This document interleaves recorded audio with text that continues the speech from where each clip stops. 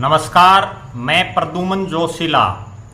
राजनीति की बातों में जैसा कि आप सभी को पता है, लगभग 1.25 साल बाद हरियाणा प्रदेश में विधानसभा के चुनाव होंगे और कयास ये भी लगाए जा रहे हैं कि ये चुनाव लोकसभा चुनाव के साथ ही भी हो सकते हैं।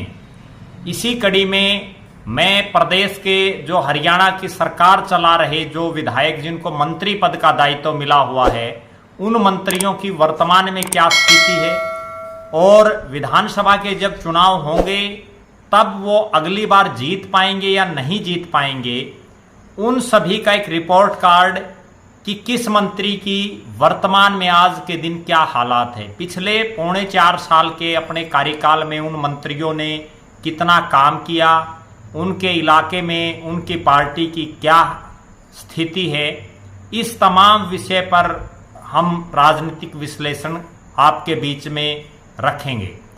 आज के इस वीडियो में चर्चा करेंगे हिसार जिले के उकलाना विधानसभा क्षेत्र से दूसरी बार विधायक बने और वर्तमान में मनोहर कैबिनेट में जननायक जनता पार्टी जेजेपी के कोटे से राज्य मंत्री अनूप धानक के बारे में। अनूप धानक जिन्हें किस्मत का धनी भी कहा जा सकता है, जिनका खुद का गांव राजली जो बरवाड़ा विधानसभा क्षेत्र में आता है और उनका निवास स्थान हिसार शहर के कैमरी रोड पर है जो नलवा विधानसभा क्षेत्र में आता है।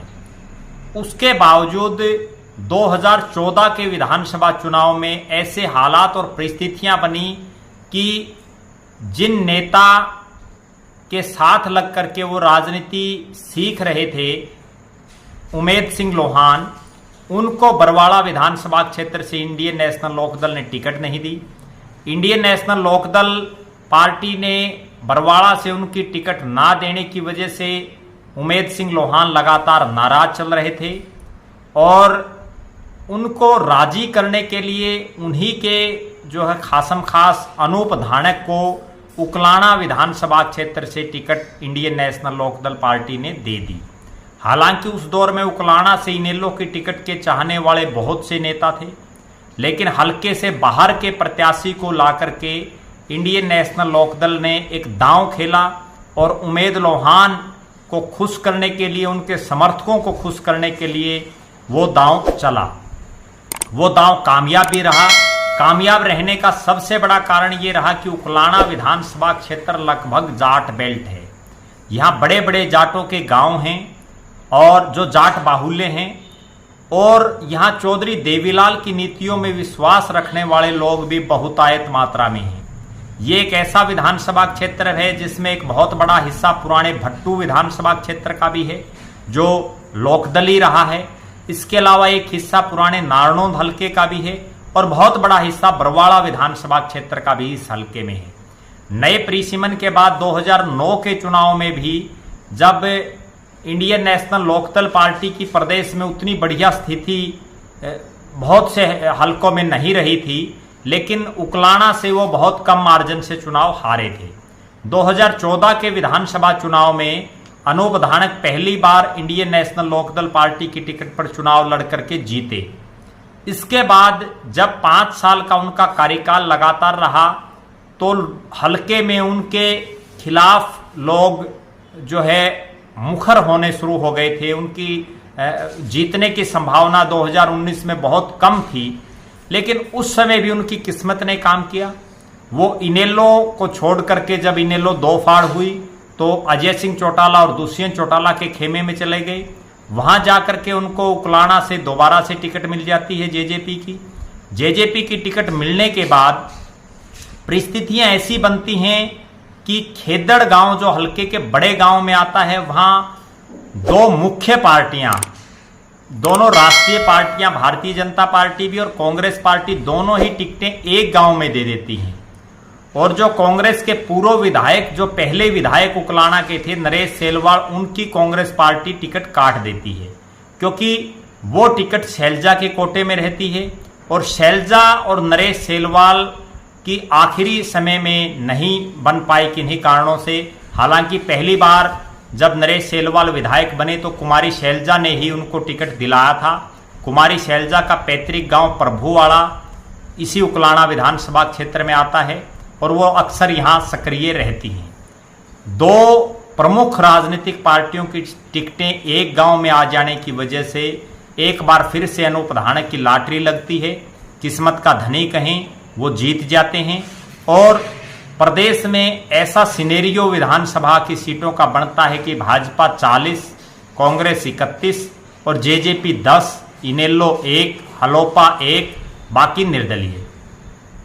इस हालात में भाजपा की मजबूरी हो जाती है जेजेपी के साथ समझौता करना सरकार चलाने के लिए, और अनूप धानक यहां भी किस्मत के धनी होते हैं। 10 विधायक जेजेपी के जीतते हैं, दुष्यंत चौटाला उप मुख्यमंत्री बनते हैं, उनके साथ अनूप धानक को राज्य मंत्री बनाया जाता है।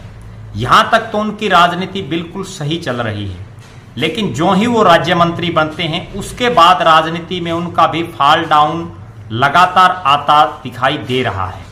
वो पिछले मंत्री बनने के बाद जहां जहां भी चुनाव हुए उनके विधानसभा क्षेत्र में, जहां जहां जेजेपी ने सिंबल पर या जेजेपी समर्थित लोगों ने चुनाव लड़े, वो हारते चले गए। सबसे पहली हार उनको नसीब हुई जब उकलाना नगर पालिका में चुनाव हुआ, चेयरमैन का सीधा चुनाव हुआ। जेजेपी और बीजेपी ने एक साथ चुनाव लड़ा और वो सीट जेजेपी के कोटे में गई, क्योंकि वो सिटिंग एमएलए उनका था, मंत्री था, सरकार में मंत्री हैं, तो वो जेजेपी के प्रत्याशी वहां से चुनाव लड़े, लेकिन वो बुरी तरह से हारे। अनूप धानक ने खुद ने उनके लिए बड़ी कैंपेनिंग की, लेकिन वो अपने प्रत्याशी को नहीं जिता पाए। इसके बाद बरवाड़ा, अग्रोहा और उकलाना 3 ब्लॉक समितियां ऐसी हैं जो उकलाना विधानसभा क्षेत्र के अंतर्गत आती हैं। तीनों ही जगह अनूप धानक समर्थित जेजेपी समर्थित प्रत्याशी चुनाव हार गए। हालांकि बरवाला में बाद में वो चुनाव जो है किसी क्लैरिकल मिस्टेक की वजह से रद्द करना पड़ा, उसके बाद दोबारा से चुनाव हुआ। अभी लेटेस्ट की अगर बात करें तो जो जेजेपी समर्थित उकलाना में नगर पालिका का उप प्रधान था, उसको भी 2/3 बहुमत से अभी कुछ ही दिन पहले हटा दिया गया। इसके बाद अगर हम बात करें, अनूप धानक जो ही मंत्री बने तो जेजेपी के बहुत से ऐसे पदाधिकारी भी हैं, कार्यकर्ता भी हैं जो उनसे लगातार नाराज चल रहे थे। वो लगातार मुखर भी रहे, सार्वजनिक रूप से भी उन लोगों ने बयानबाजी की।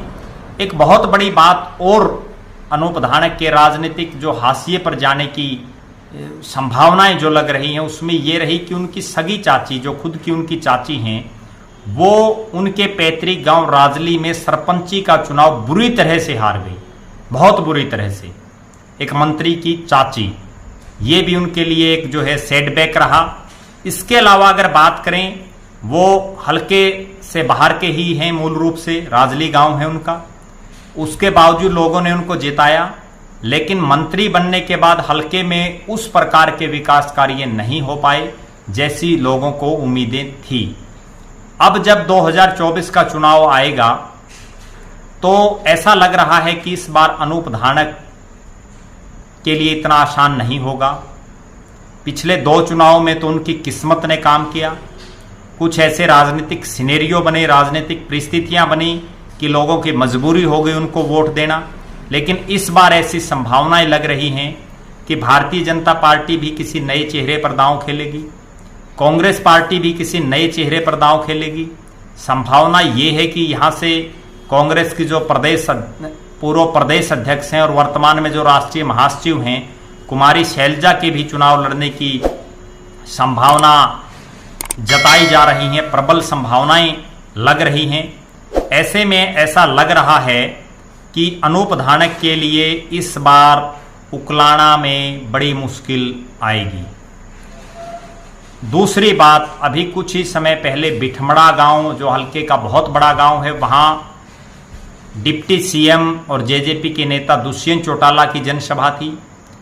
उसकी भी अब अनूप धानक जो है मैनेजमेंट भी इतनी सही ढंग से नहीं कर पाई, उसका भी प्रचार प्रसार इस ढंग से नहीं हो पाया मीडिया या अन्य माध्यमों से। इसके अलावा अगर बात करें, वर्तमान में अनूप धानक के पास उकलाना में कोई इतना बड़ा चेहरा भी नहीं है जो उनकी इस लेवल पर मदद कर सके कि वो अगला चुनाव जीत सके। कहने का लबोलवाब ये है कि 2024 के विधानसभा चुनाव में अनूप धानक के लिए बहुत कठिन है डगर पनघट की, बहुत कठिन रहेगी उनके लिए डगर विधानसभा की। इस बार माहौल लगातार उनके खिलाफ धीरे धीरे जो एक स्लो पॉइजन जिसको राजनीति में बोलते हैं वो बनता जा रहा है। मंत्री होते हुए पार्टी के पदाधिकारी या कार्यकर्ता मुखर होकर के बोल रहे हैं। बहुत से तो ऐसे पदाधिकारी और कार्यकर्ता हैं जो घर बैठ गए हैं, उनके काम नहीं हो रहे, सार्वजनिक काम भी। तो लिहाजा अनूप धानक को अगर 2024 में हैट्रिक बनानी है जीत की, तो उन्हें अपना जो उनका सिस्टम है उसमें सुधार करना पड़ेगा, तभी उनकी बात बन पाएगी। दूसरे मंत्रियों का भी रिपोर्ट कार्ड अगले वीडियो में मैं आपके बीच में प्रस्तुत करूंगा। प्रदेश के तमाम जो प्रमुख नेता हैं उन सब पर अलग अलग वीडियो में हम चर्चा करेंगे।